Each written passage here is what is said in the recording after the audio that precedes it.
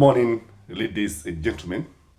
Welcome to Gashi's Command TV. Raila Amolo Odinga has effectively chosen to work with William Samoei Ruto's government. And without any fear of contradictions, he clearly stated that he cannot work with Rigathi Gachagua. And I want you to watch this clip and hear what Raila is saying, because it's going to form the basis of our analysis. Tufanye vipi? Tumpiwa jamaa ingine alikuwa anasema ati ameweka mtego.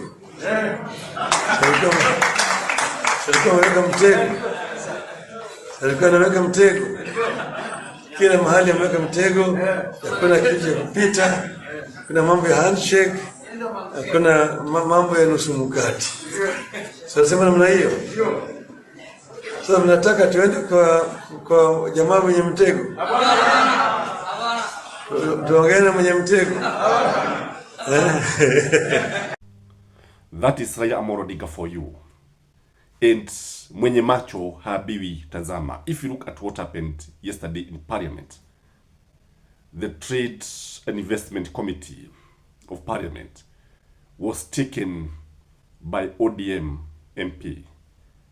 The Budget and Appropriation Committee that was over Dede Nyoro, was under Dede Nyoro, that is, ikapewa mtu wa ODM, and many others including health.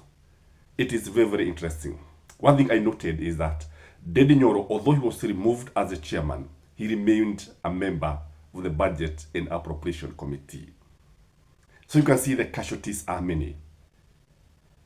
When Raila Amolo Odinga chooses to work with William Samoei Ruto, it is a strong statement that he's not going to support Stephen Kalonzo Musyoka, he's not going to support Fred Okengo Matiang'i or any other candidate in the opposition.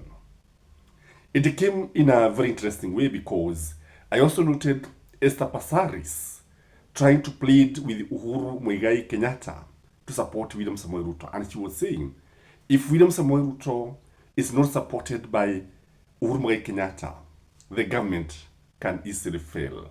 And she was actually literally pleading in Machakos County.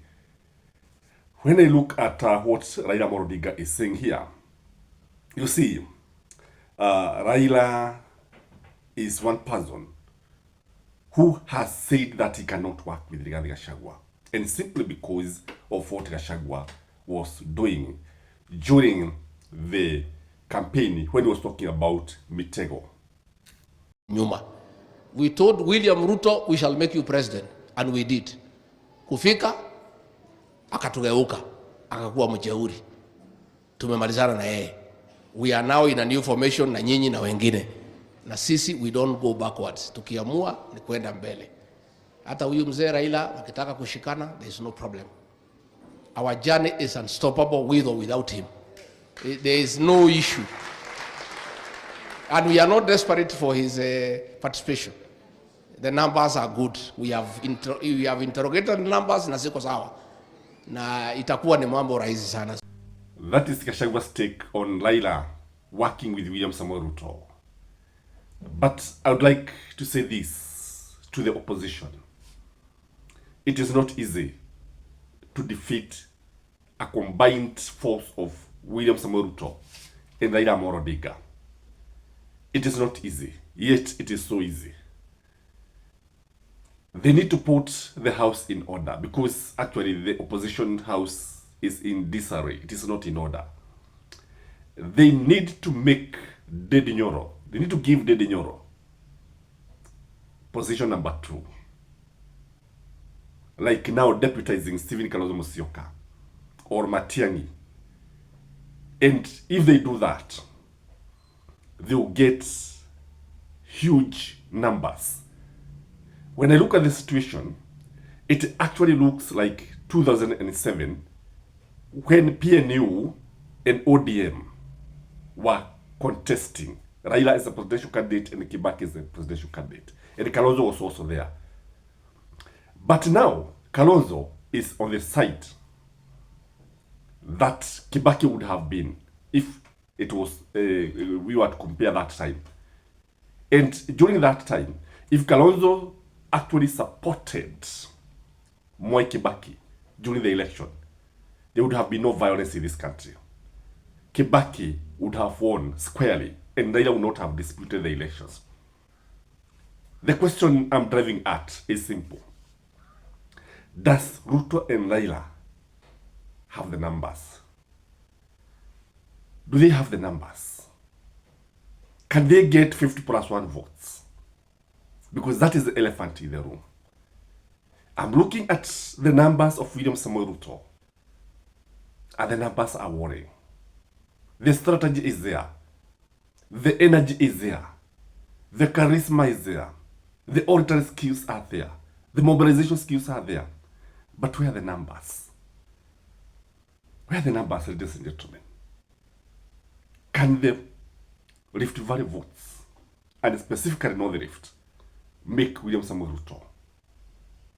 And if you add Nyanza, Luo Nyanza, because I strongly believe the Kisii community cannot vote for Raila Amolo Odinga's camp.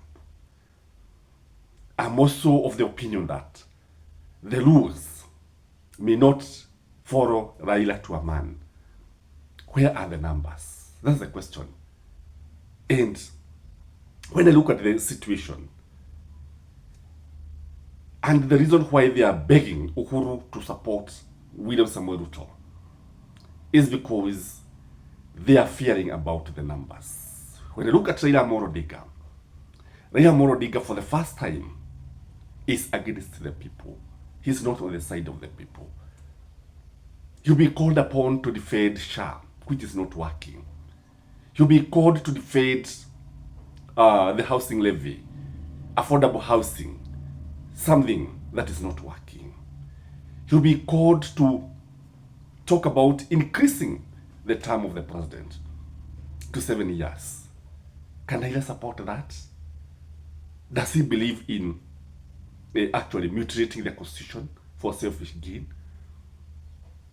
So when you look at Raila Amolo Odinga, you see even the energy is not there. So I'm afraid that Raila could be supporting a losing camp. I don't know what you think, but when you look at Raila Amolo Odinga, he seems to be supporting a losing camp. And again, he's falling into William Samoei Ruto's trap. William Samoei Ruto game plan is to set the other communities against the Kikuyus. And that's what Gachagua has always been saying. I'm afraid Raila is buying that idea and is falling into the trap. And kile ambacho kina ile karata ambayo inajaribu kuchezwa ni ile ambayo watu wataonyeshwa ni Wakikuyu upande huu na ndio wanaitwa Wakabila kwa sababu walikataa kumuunga mkono William Samoei Ruto, waitwa Wakabila. And the other communities will be shown now because William Samoei Ruto was actually brought up like a hustler. He struggled all his way up. Then there is a man to support. Mind you, Kikuyus may not even front a presidential candidate. But the tribal card is being played. And Raila is swallowing the hook, the line, and the sinker. The Raila that we know is not the Raila that you are seeing today. Ladies and gentlemen, what do you think about this? Is it going to work? Because I'm looking at Raila Amolo Odinga again. You know, he had a time where he had a chance to rectify the situation that went wrong. Because you see, what he did is to go against the grain, go against the Gen Z, stopped something that the people believed was at the grip of the Gen Z. A revolution that was just about to happen. And many people lost their lives.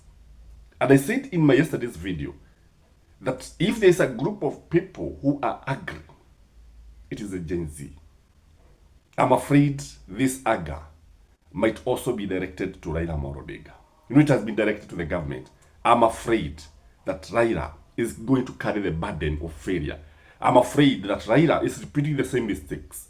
In fact, why Raila lost in 2022 is not that he was being supported by other communities more than he was being supported by the Kikuyu. He lost because he carried the failures of Uhuru Muigai Kenyatta. Because no regime is perfect. Uhuru Muigai Kenyatta's regime had its weaknesses. But the failures were associated with Raila Amolo Odinga. He is repeating the same mistakes. Ladies and gentlemen, a wise person is the one who sees others making mistakes and avoids them. But here comes Raila. He made the mistake, and he himself is repeating the same mistakes. How is it going to end, ladies and gentlemen? What do you think? Maybe we can wait and see. But from where I sit, I think it is the wrong move. Because I believe the reason why Raila is making such move of joining William Samoei Ruto is not because of public interest. It's not because of ODM interest. It's because of own selfish interest. What do you think? Maybe you can comment in the comment section. Bye-bye.